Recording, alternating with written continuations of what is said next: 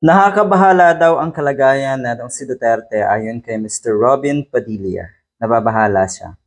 Parang magkakaiba yung mga sinasabi. Si Sara Duterte naman, in good spirits daw si Digong at ayaw nga niya na makita ko na yung kanyang mga kaanak na umiiyak kung sakali man na papasukin at makabisita. Ayaw niya nang umiiyak. Okay, magkakaiba. Wala na nabanggit or wala ni isang nabanggit atong si Sara Duterte tungkol sa kalusugan si Mr. Padilla. Yan ang kanyang iniisip. Tignan niyo po yung magkakaiba niyong narrative, yung magkakaiba niyong statement na ang layunin ay iisa lang, paawa, makakuha ng simpatya sa mga kababayan natin.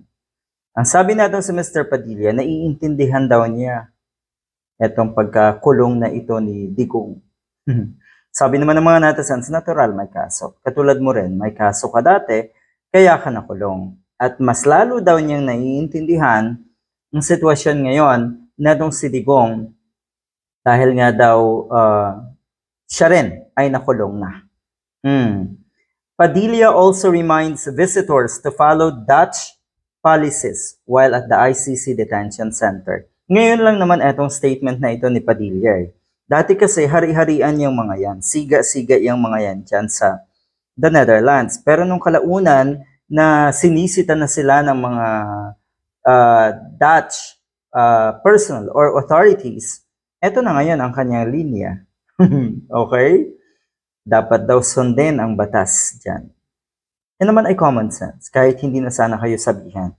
Kaya lang kasi, alam natin yung mga taga-suporta ni Digong, kasama na rin yung mga taong humahanga at sumasuporta pa rin kay Padilla, na kadalasan ay nawawalan ng common sense. Yun ang naging problema. Okay? Ang mga netizens may reaction tungkol sa mga ganitong pagpahayag ni Mr. Padilla at kung bakit nananatili siya dyan sa the Netherlands. Ipinagmalaki mo pa daw, Mr. Padilla, na ikaw ay nakulong. Pero kahit hindi mo yan banggitin, alam ng buong mundo daw na ikaw ay ex-convict, kaya huwag ka na daw bumalik dito dahil hindi ka kawalan ng ating bansa. Huwag ka nang bumalik. Ang daming nakikita natin sa comment section na gano'n. Natural lamang na si Digong ay nakakulong. Huwag ka nang magtaka.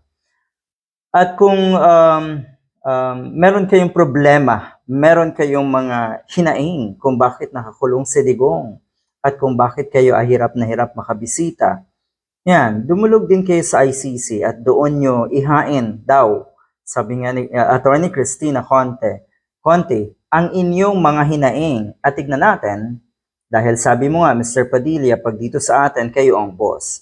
Diyan, siguradong hindi kayo boss. Diyan, siguradong hindi kayo papansinin ng ICC. Ang nangyayari, yung mga ginagawa niyong pagkilos diyan, nagdadala kayo ng kahihiyan sa ating bansa. Totoo yun. Good luck.